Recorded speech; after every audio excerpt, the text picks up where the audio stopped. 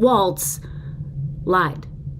But if you listen to the media, oh no, he just misspoke. He just got things a little confused.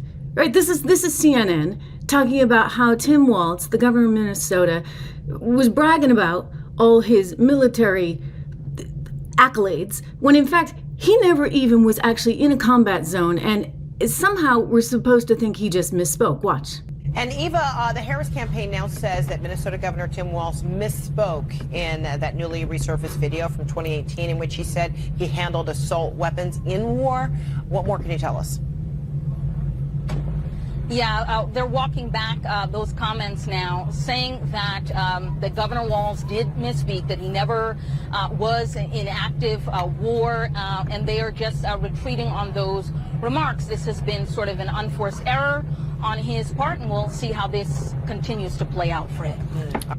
An unforced error. He just misspoke, okay? Nothing to see here. Let's move on. Except I'm not moving on. I'm not moving on because this is indicative of everything that's going on. And he misspoke in pretty epic ways. Let's just say he lied, okay? Because we're realists here and we call it what it is.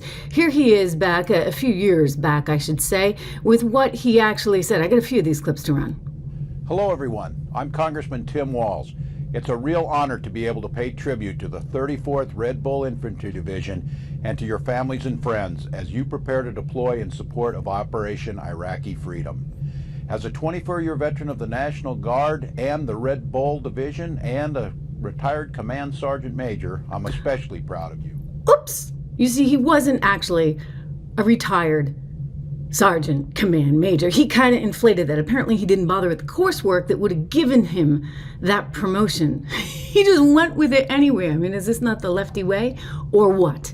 So there was one other little moment that is of concern that we recently uncovered. Mr. Walz saying that he was actually deployed overseas when in fact he was never actually in a combat zone. Here he is a few years back as a congressman from Minnesota talking about the need for mental health help for veterans. All good. The problem is what he says about himself. Listen. And both of you, with your keen understanding of how this works, especially from National Guard families, I can tell you this, having been one of those that came back, we were in support of OEF, but sitting in there with OEF. Okay, you got it. Having been one of those that came back, he's talking about the people over in Afghanistan, the veterans that were fighting in Afghanistan, none of which he was actually doing. So what exactly is this?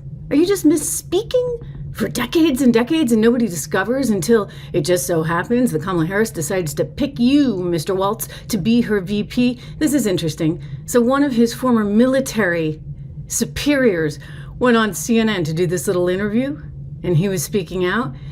And notice how the anchor reacts. She shuts the whole thing down when he starts to say he didn't really appreciate the guy not joining the team overseas, instead declining and getting out of his service. Watch. Is your concern that it's... Oh, go ahead. But I do want to ask this question quickly, Sergeant Major, and I appreciate your time. But is your concern about the manner in which he did not speak to you or his decision to retire, which he, as we've talked about, he would have been entitled to do? Which causes the most concern? Because that is the focus that so many people are wondering about, whether he has done something wrong in service or done something personally to offend you. He did something wrong in service. As I stated before, he knew the policies and procedures and how we go to leadership and address issues or discuss issues and concerns out there. Again, backing up, he had told me, no, I'm going forward. We're going to go with the battalion and go from there. So I'm under the believing, he told me he was going forward. I'm underneath that believing that he's going forward. He went around me, which he should have addressed it with me so he could help do some things out there. Sergeant Major, this was really... Excuse me, I don't want to cut you off, sir. Finish your point, please, Sergeant Major. He went around me, and the fact is that there's possibility he probably would have realized I would have probably no, it's too late, you're going forward. Because we had already received our notification of sourcing.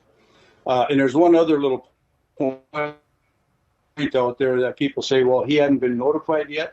Yes, he had been notified. Now, there's another step out there. There's what's called stop loss. 90 days prior to the actual deployment, we received our orders. And at that time is what's called stop loss, where if you're in a position you're going forward irregardless unless there's some really major or process that gets you out from not going on the deployment itself. So there's that window of opportunity there. People say we never knew he was going forward. Yeah, he knew he was going forward. Had he gotten his orders yet? No, at that time he had not.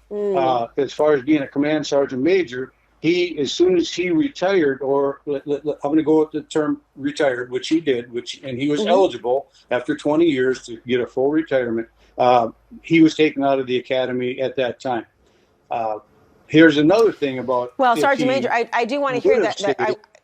I do want to hear what you have to say, Sergeant Major. I know I want to be sensitive of your time, and your audio is beginning to break up just a little bit, but I do want to thank people and give more information. And you're done. And you're done. Look, I mean, I don't think that this is a narrative that the mainstream media wants to hear.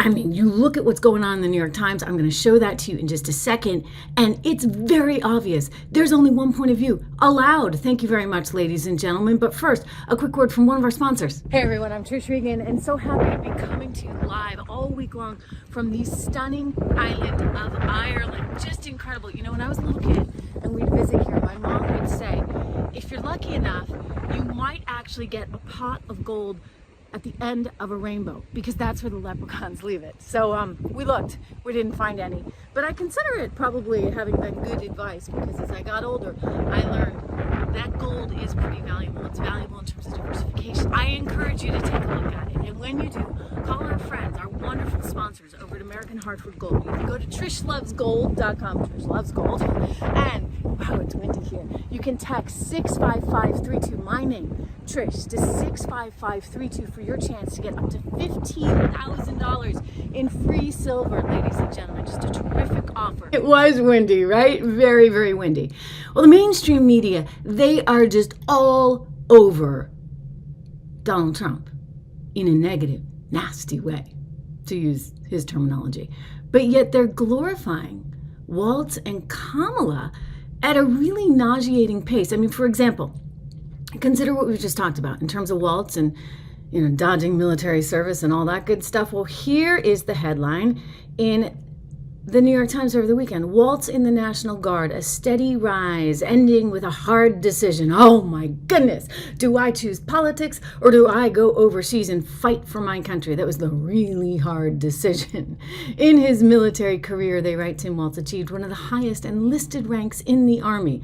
Of course, not as high as he'd like you to think. Some peers took issue with the timing of his retirement. Yeah, because it was time to actually go and fight. And he chose not to. But do you see how they're sugarcoating this in the New York Times?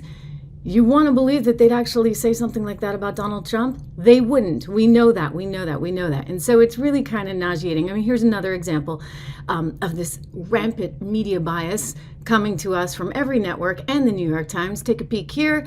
Inside the worst 3 weeks of Donald Trump's campaign. That's the headline over the weekend in the New York Times. Lovely. People around the former presidency, a candidate knocked off his bearings, disoriented by his new contest with Kamala Harris, and unsure of how to take her on.